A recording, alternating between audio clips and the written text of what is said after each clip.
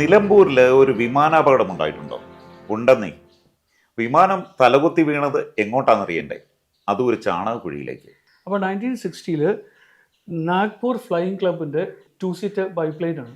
അത് കൊച്ചിയിൽ നിന്ന് നാഗ്പൂർക്ക് തിരിച്ചു പോവുക. പോണ വഴിക്ക് ആ പ്ലെയിനിൻ്റെ നാവിഗേഷൻ മെക്കാനിസവും അതൊക്കെ ഓഡിയോ അതൊക്കെ തകരാറിലായി എന്നാണ് പറഞ്ഞത്. കോയമ്പത്തൂരിൽ ഷൊർണൂർ വന്ന് കൊച്ചി അവിടേക്ക് പോവുക. എന്നിട്ട് അതെങ്ങനെയാ വെച്ചാൽ റെയിൽവേ ട്രാക്ക് നോക്കി പോകാൻ പറ്റും. ഷൊർണൂരിൽ നിന്ന് ഈ കൊച്ചിയിലേക്ക് പോണതിന് പകരം അത് നേരെ നിലമ്പൂർ ട്രാക്കിലേക്ക് വന്നു. അവർ തെറ്റിപ്പോയി.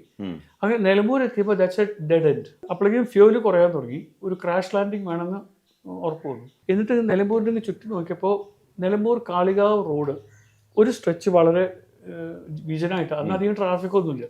അപ്പോൾ സ്ട്രെയിറ്റ് റോഡാണ്. ഫൈനൽ ലാൻഡിങ്ങിന് വേണ്ടി താണു വന്നപ്പോൾ ഈ റോഡിൻ്റെ സൈഡിൽ ഒരു ബാൺ, ഈ വൈക്കോലും ഇതൊക്കെ ഉണ്ട്, അതുപോലെ പശുക്കളുടെ തൊഴുത്തൊക്കെ ഉണ്ട്.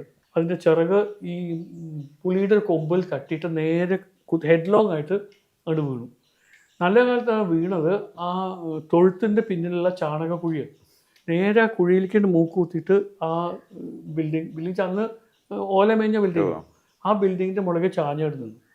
ആ 2 പൈലറ്റും ചെറിയ മൈനർ ഇഞ്ചുറീസ് രക്ഷപ്പെട്ടു.